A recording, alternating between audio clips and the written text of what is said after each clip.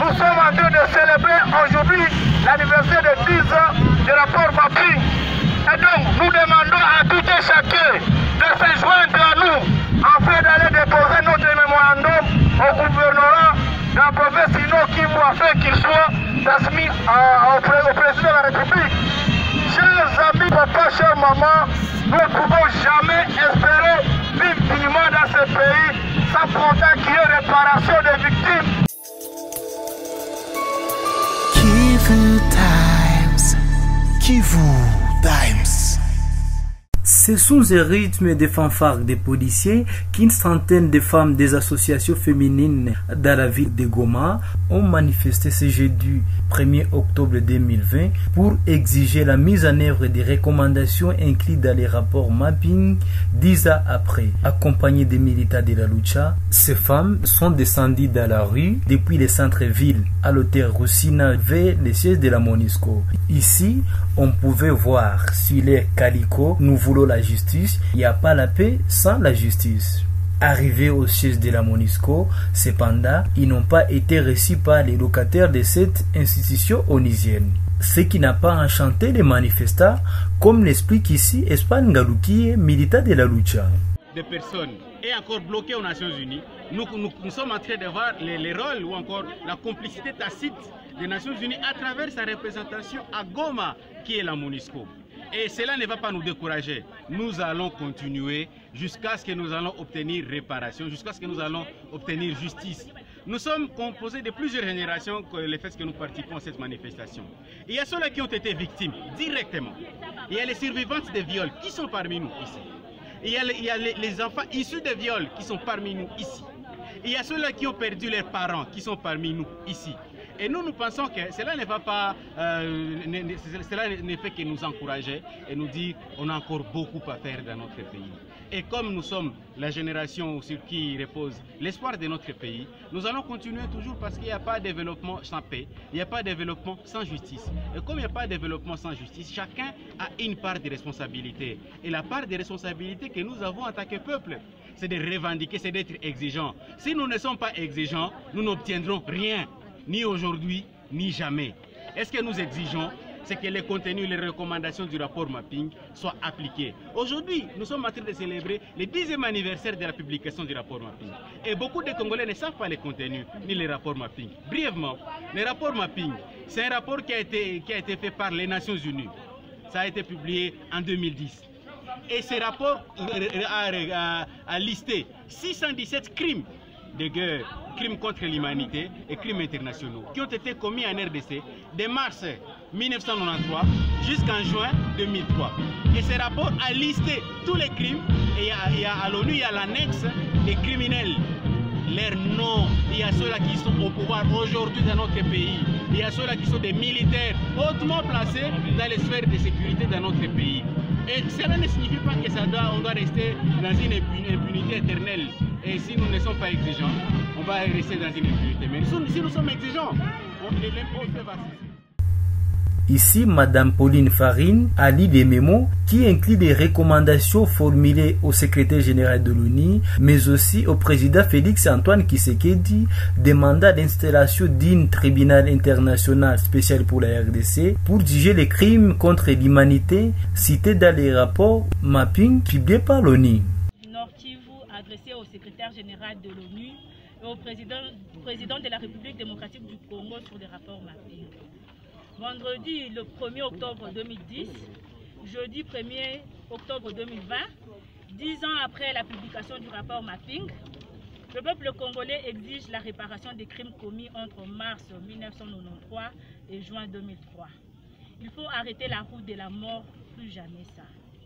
Monsieur le Président de la République du Congo et Monsieur le Secrétaire général de l'ONU, nous, acteurs de la société civile de la province du Nord Kivu, animés par l'esprit patriotique et considérant qu'après 2 décennies de conflits, un état de droit n'est possible qu'à travers une justice transitionnelle garantissant la non-répétition des crimes et la réparation pour les victimes.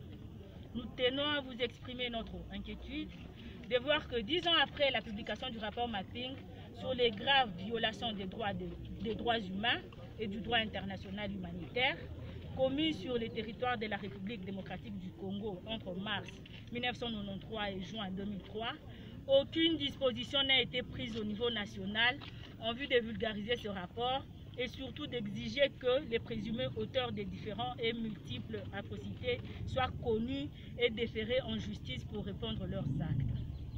Monsieur le Président de la République démocratique du Congo et Monsieur le Secrétaire général de l'ONU, faudra-t-il rappeler qu'au cours de cette période macabre de 10 ans d'impunité, des millions de compatriotes ont été massacrés, d'autres violés, des villages entiers décimés, des personnes enterrées vivantes, parmi lesquelles les femmes et les enfants. Ces crimes sont demeurés jusqu'à présent impunis. Et il est inquiétant de voir que la roue de la mort continue à tourner dans notre pays à travers de nouveaux massacres perpétrés après la publication de ces rapports dont le contenu est ignoré par la majorité du peuple congolais. Les constats faits sur le terrain fait état de risques imminents pouvant faire tomber les 10 rapports en désuétude, étant donné que plus un grand nombre de victimes disparaît du jour au lendemain avant que justice ne leur soit rendue. Ces situations de crimes récurrents privent le peuple congolais des jours de la paix après l'organisation de 3 cycles électoraux qui avaient semblé redonner espoir au peuple de fumer les chalumets de la paix, mais hélas.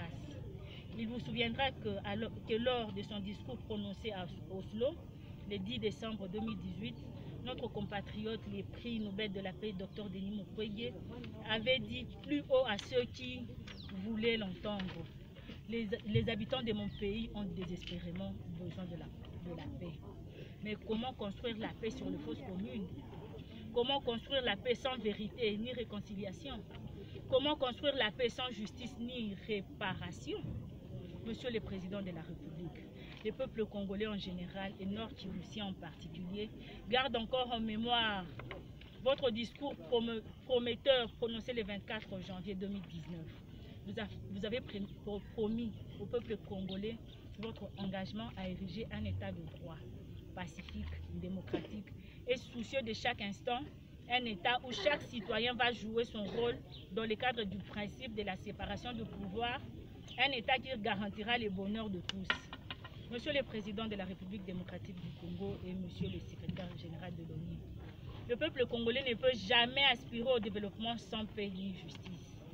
La population du Nord Kivu a salué à juste titre votre discours lors de la 45e réunion du Conseil des ministres, au cours de laquelle vous avez engagé le gouvernement à accélérer la mise en place de la justice transitionnelle en RDC. Monsieur le Président de la République démocratique du Congo, Monsieur le Secrétaire général de l'ONU, nous, acteurs de la société civile du Nord Kivu, vous recommandons ceci.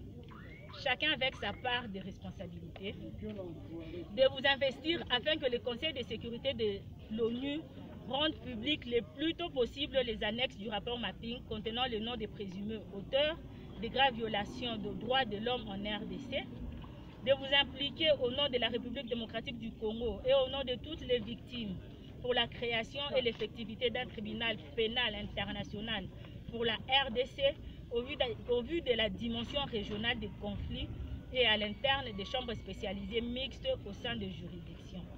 D'amener les autres institutions de la République démocratique du Congo à s'investir pour la création d'un fonds national pour les victimes de ces différents crimes et massacres. En agissant ainsi, le peuple congolais constatera qu'un véritable état de droit s'est réellement installé avec votre apport. Ainsi fait à Goma le 1er octobre 2020.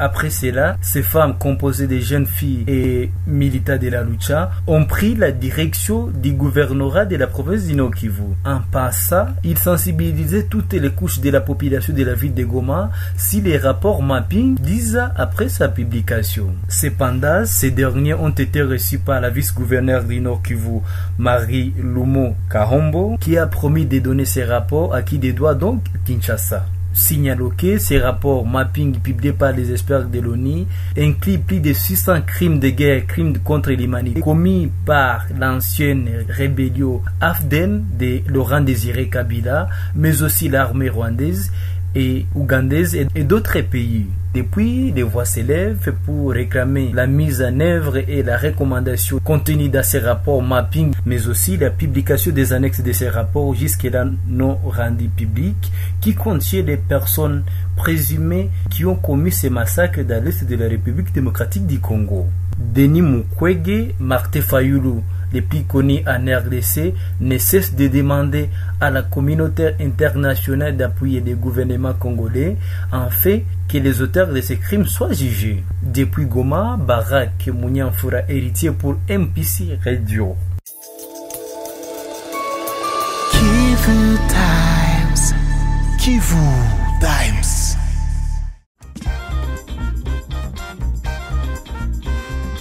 Souhaitez-vous en savoir plus sur nous?